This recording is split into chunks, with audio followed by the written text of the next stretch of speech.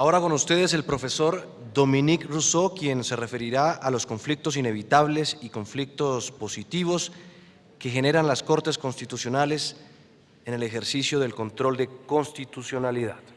Doctor Rousseau.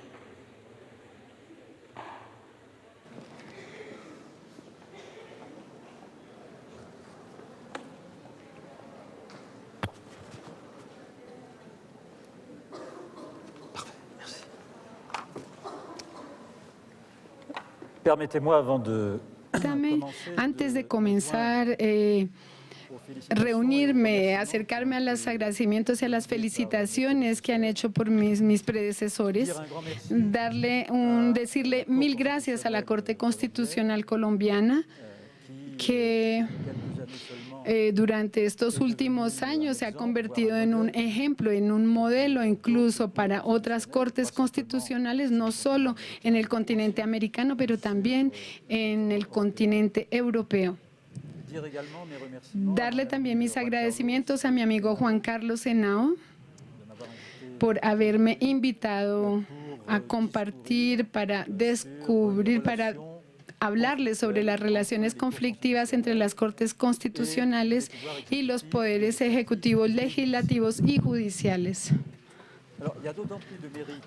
Tenemos más mérito en este coloquio, puesto que fue organizado por una Corte Constitucional por su 20º aniversario. Hubiéramos podido pensar que la Corte Constitucional y su presidente escojan temas simpáticos, agradables, temas que honoren, que glorifiquen la Corte Constitucional, no a la gloria de Juan Carlos, esto ya ha sido hecho, la gloria más bien de la Corte Constitucional.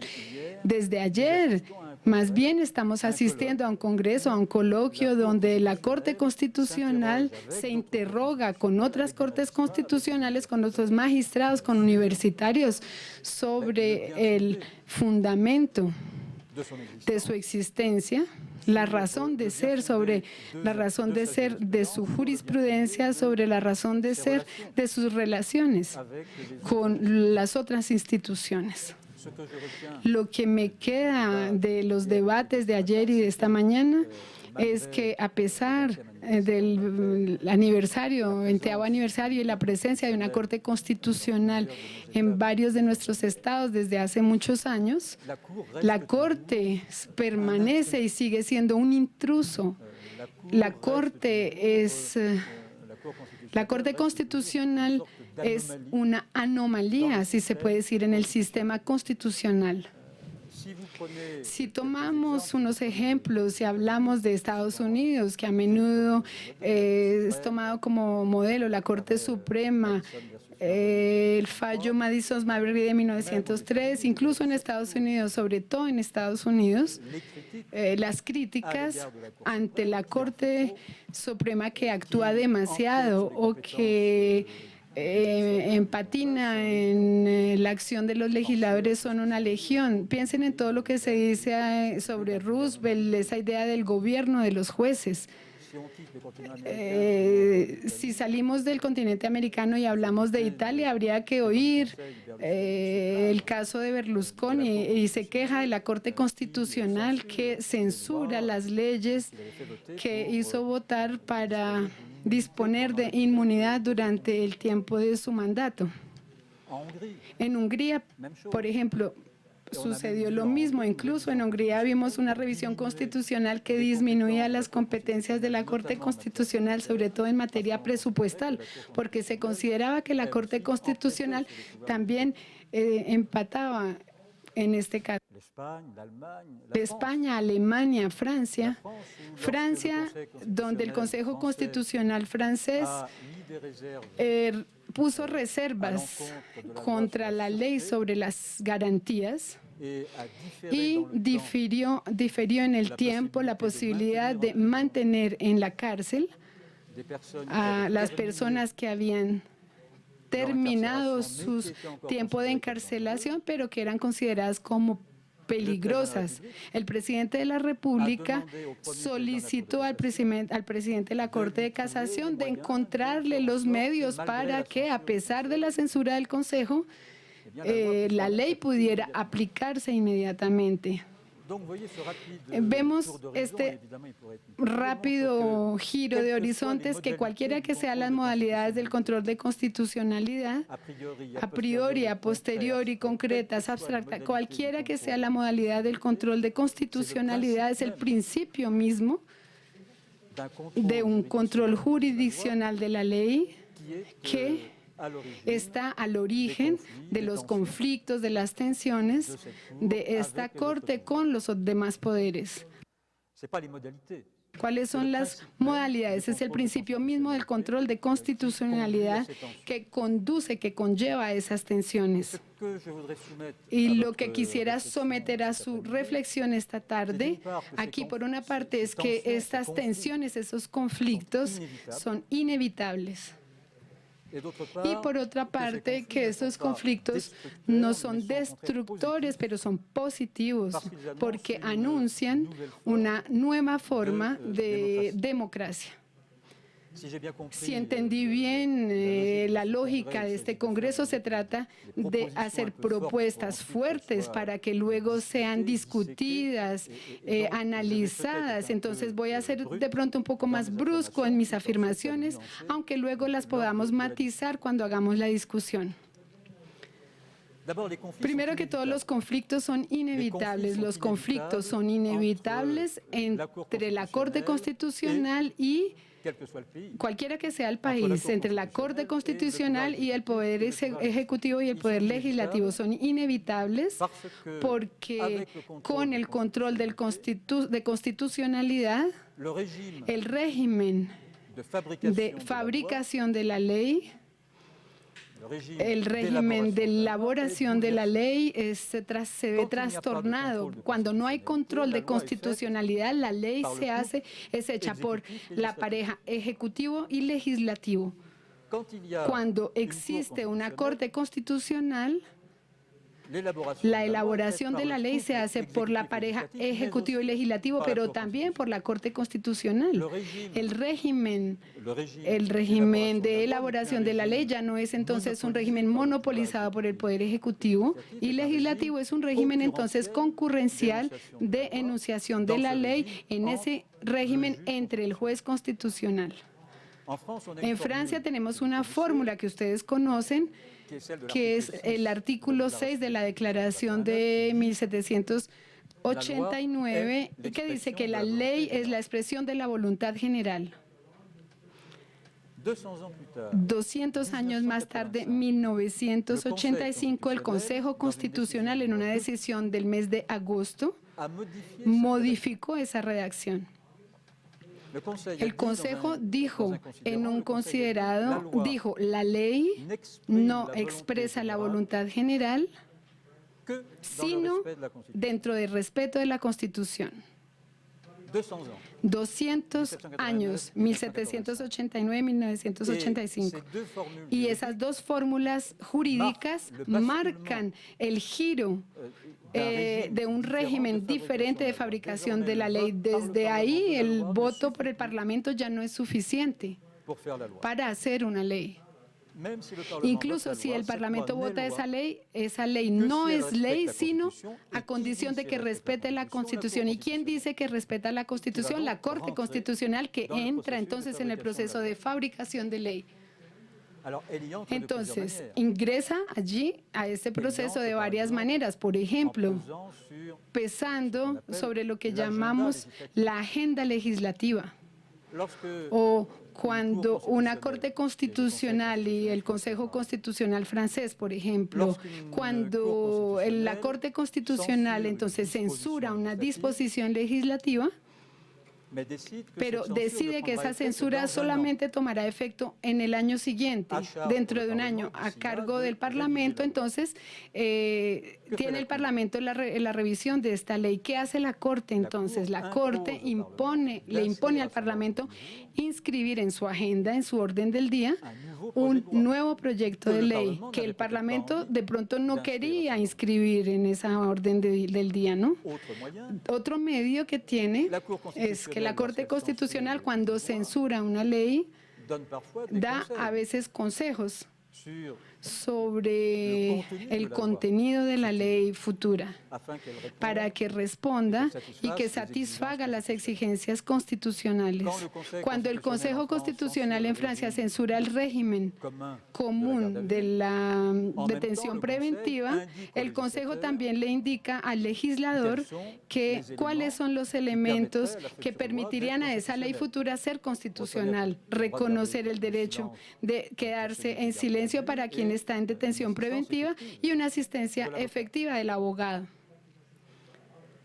Evidentemente, la Corte también pesa porque cuando la Corte no censura una ley, a veces según denominaciones diferentes, la Corte emite lo que llamamos reservas de interpretación, es decir, que dice, enuncia las condiciones de una aplicación constitucional de la ley. Dicho de otra manera, hay allí un peso de la Corte Constitucional sobre el poder de hacer la ley. Evidentemente, la Corte Constitucional entra en conflicto con el Poder Legislativo y el Poder Ejecutivo, quienes se irritan, se molestan por haber perdido ese monopolio. La ley es la expresión de la voluntad general, de haber perdido dicho monopolio de la fabricación de la ley. El conflicto también es inevitable, no solo con el poder político, pero con el poder judicial.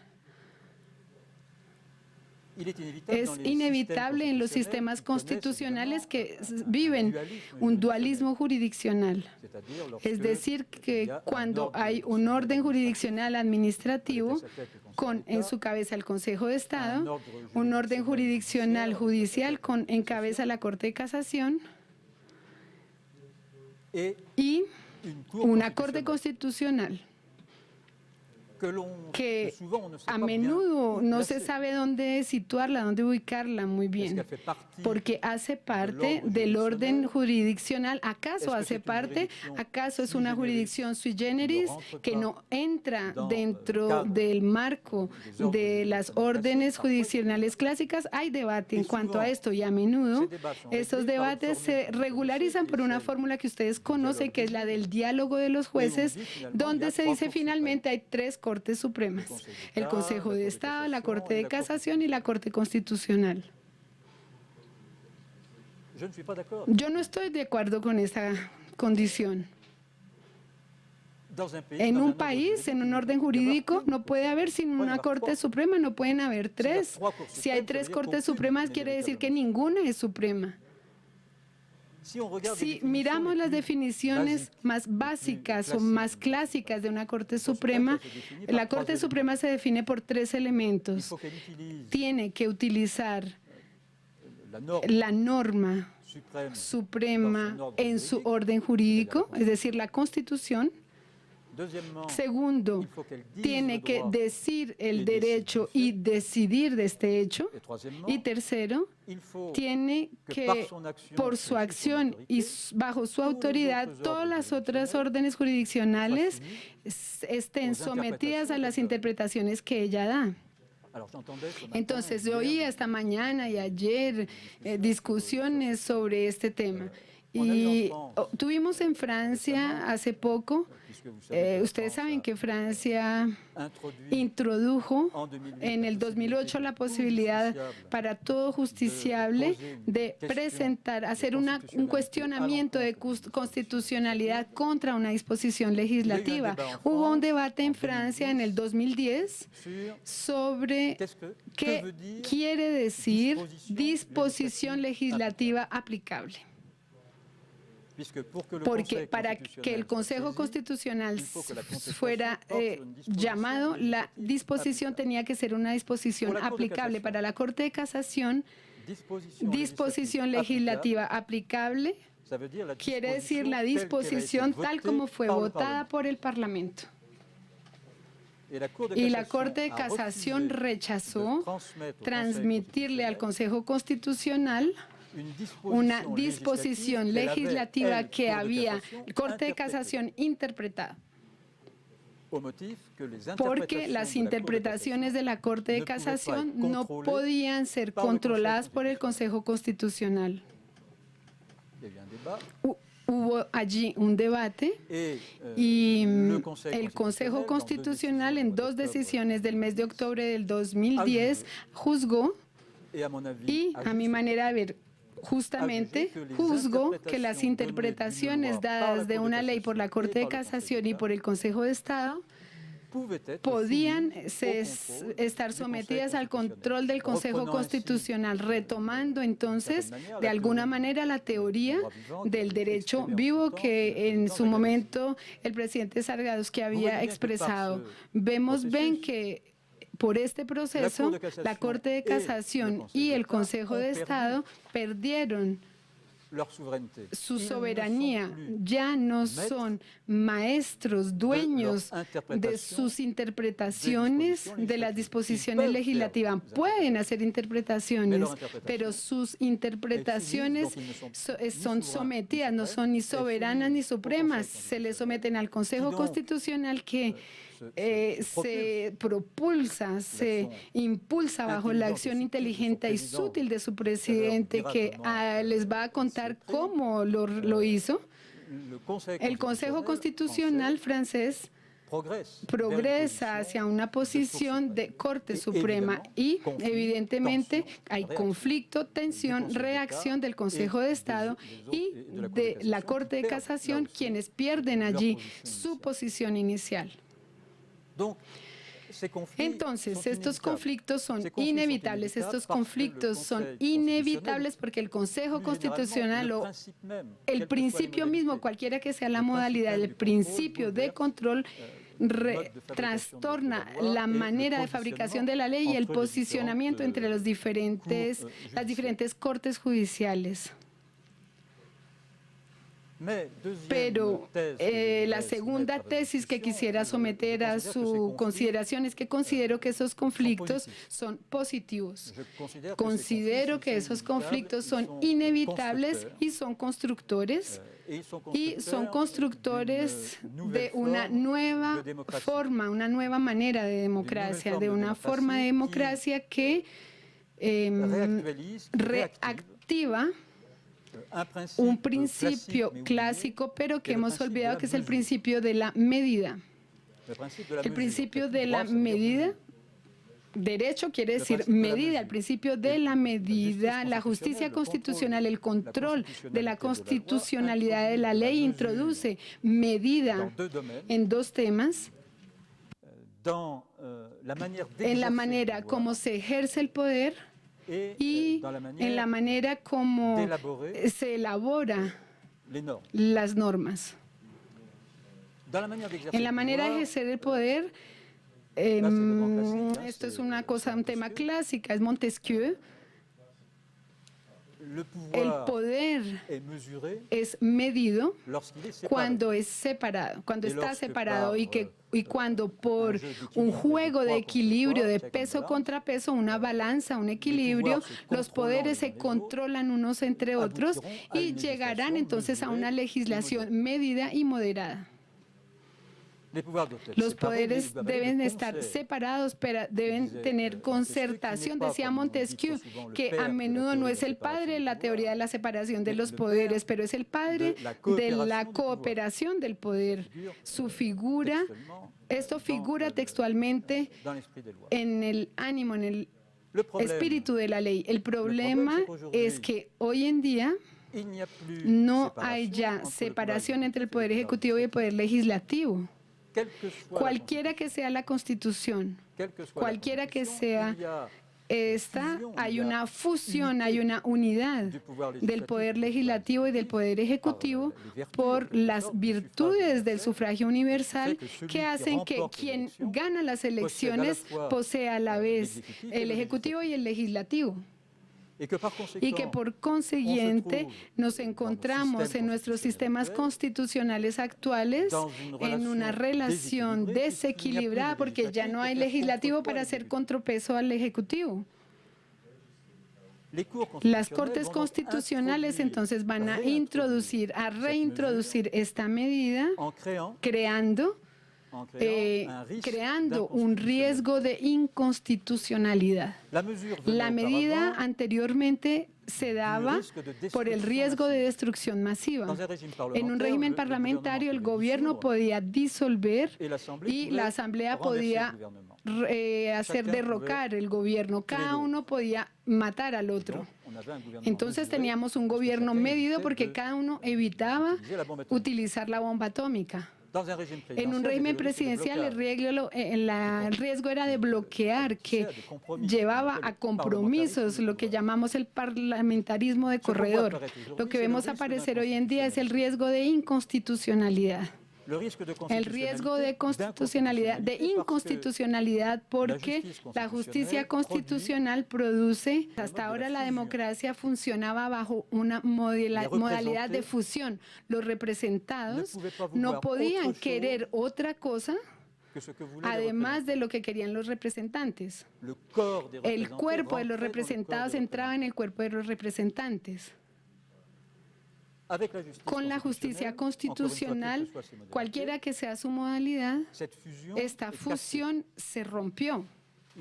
Y por una parte hay el cuerpo de representantes que se expresa en los textos de la Constitución, el texto de representados, perdón, que se expresa en la Constitución, el soberano que se expresa en la Constitución y el texto de los representantes que se expresa en la ley. Y desde ahora entonces sería posible que hubiera un distanciamiento entre la voluntad de los representantes en la ley y la voluntad de los representados en la Constitución. Y lo que hace el juez constitucional es mostrar ese distanciamiento. Y creo que ese distanciamiento es constitutivo de una relación democrática. Filosóficamente podríamos hablar del debate de Davos entre Heidegger y Cassirer sobre la noción del Mittrekant y cómo se revelan las cosas, o cómo la noción de distanciamiento es constitutiva de esa relación democrática. Me parece importante que el Consejo, que la Corte Constitucional, que el principio de constitucionalidad presupone que la voluntad de representar los ciudadanos no sea inmediatamente la de los representantes. Hay allí un juego y puesto que los representantes pueden ver su ley censurada, corren el riesgo, ese riesgo va a enseñarles entonces la medida, la moderación, el riesgo de inconstitucionalidad, y van a aprender una prenda de medida de la legislación. Una anécdota que puedo contarles: en Francia existe un primer ministro que era Michel Rocard en 1989, que cuando fue nombrado primer ministro redactó una circular dirigida a sus ministros.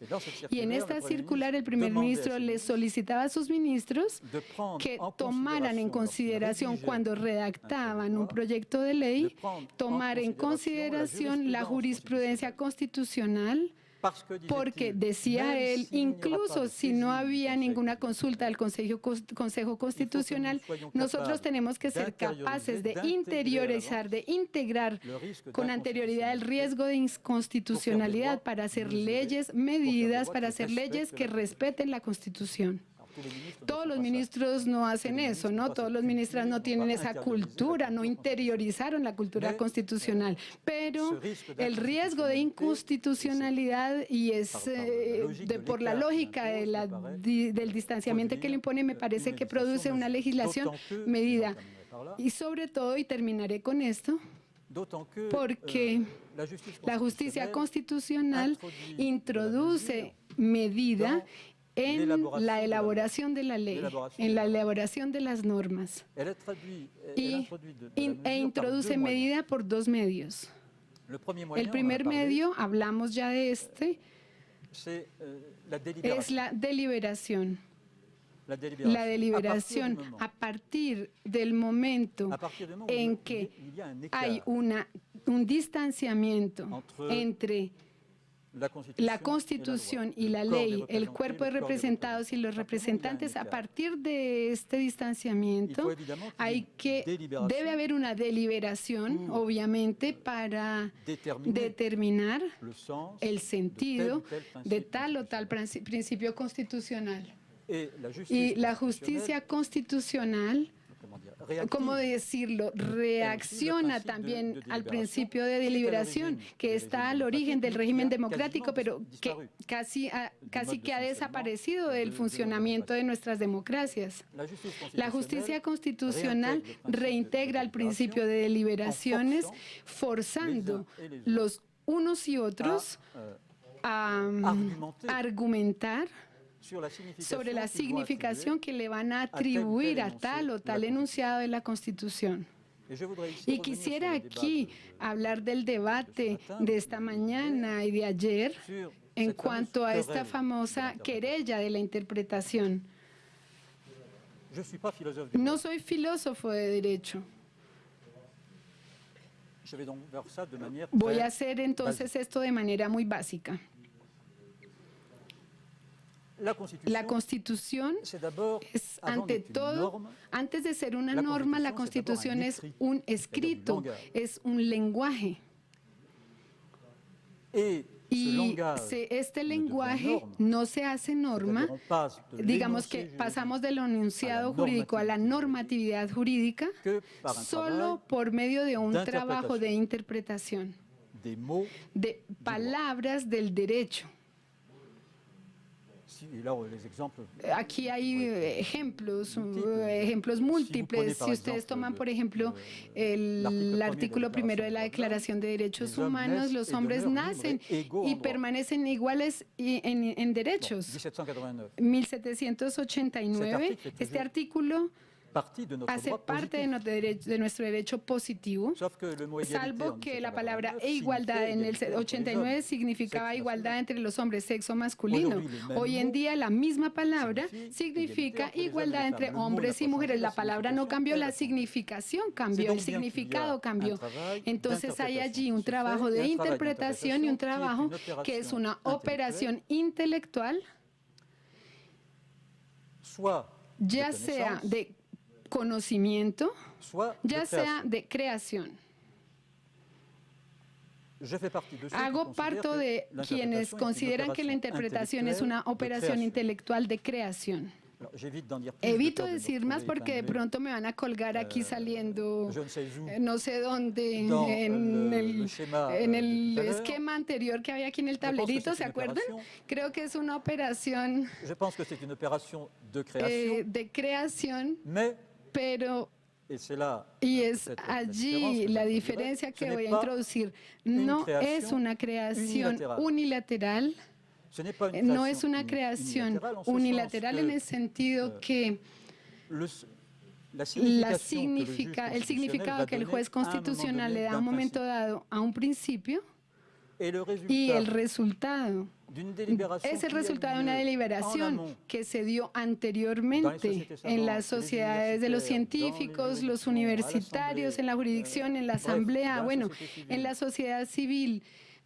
Y el juez interviene en una cadena de producción de este significado, no para imponer de manera autoritaria el significado, sino para de alguna manera consagrar, validar el trabajo hermenéutico que se hizo dentro de la sociedad civil, para hacerlo rápidamente, y el juez entonces va a consagrar caso por caso. La interpretación, que es el juez no interpreta primero para luego aplicar un caso práctico, no. El juez reinterpreta un principio en función de cada caso que tiene que juzgar. Somos nosotros la doctrina que luego tratamos de hacer un sistema, nosotros somos hacedores de sistemas, lo decía Giberon en Francia. Nosotros tratamos de poner eso en su lugar, pero al juez poco le importa, lo que él quiere es resolver un caso y encontrar la interpretación que le conviene de un principio para tal caso. Entonces, me parece que hay que aprender a vivir con esta idea, con la idea de que las interpretaciones que se le dan a un principio constitucional el principio de igualdad. El principio de igualdad es únicamente entre hombres, sexo masculino, o entre hombres y mujeres. Podríamos preguntárnoslo hoy, ¿el principio de igualdad es entre los nacionales o también vale para los nacionales y extranjeros? Hay que acostumbrarse a pensar lo que yo llamo significados absolutamente relativos o relativamente absolutas. Es decir, las interpretaciones que se hacen en algún momento son relativas al momento donde se hacen, en el que se hacen, y absolutas para el momento preciso, cuando se hizo. No es el uno o el otro, no es el uno o el otro, es el uno y el otro. Es decir, la interpretación que se le da en algún momento a un principio vale de manera absoluta para el momento en que ese principio se da, pero no vale para la eternidad. De allí el hecho de que soy muy favorable, pero en Francia soy muy minoritario, pero tengo la costumbre muy favorable a las opiniones disidentes, en la medida en que las opiniones disidentes son para mí un medio de procedimental de aumentar o provocar la argumentación cuando se trata de determinar la significación, el sentido de un enunciado constitucional. Y la participación de una Corte Constitucional a esta deliberación me parece ser un factor de medida, en la medida en que significa que la discusión nunca es una discusión cerrada. El sentido que se le vaya a atribuir a un principio nunca está cerrado. No hay fetichismo jurídico. El principio de la deliberación es dejar constantemente abierta la discusión para una reinterpretación del principio de la Constitución. El segundo medio, y voy a terminar con esto, es que la justicia constitucional le permite también introducir la medida en la elaboración de las leyes, porque permite reintroducir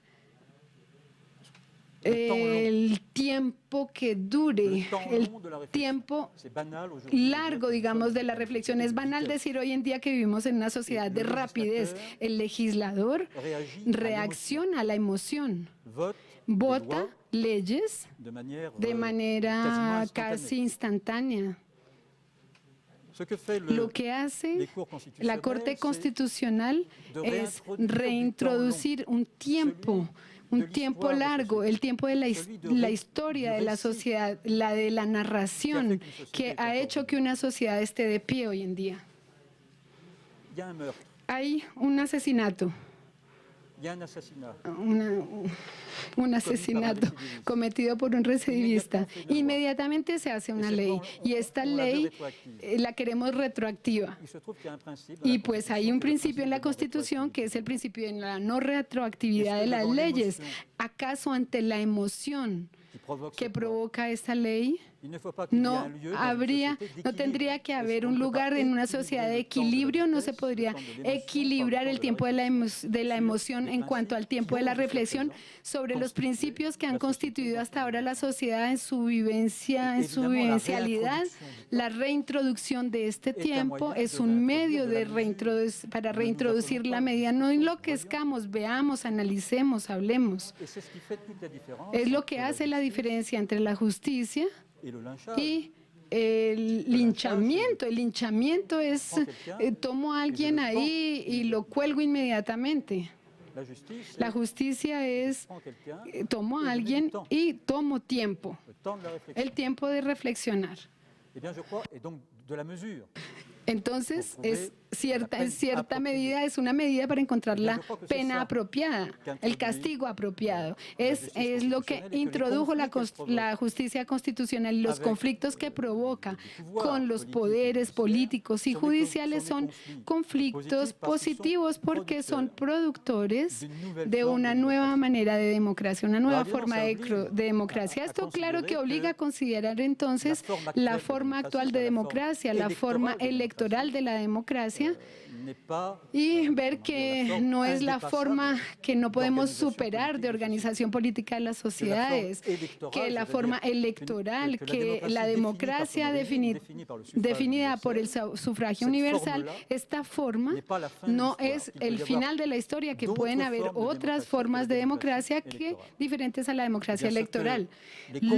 Los conflictos que provoca la justicia constitucional son conflictos que emergen del dolor, de la resistencia, de los conflictos. Hacen nacer esa nueva forma de democracia que será, por ejemplo, para parafrasear Lucy, la democracia de los hombres sin calidades. Gracias por su atención.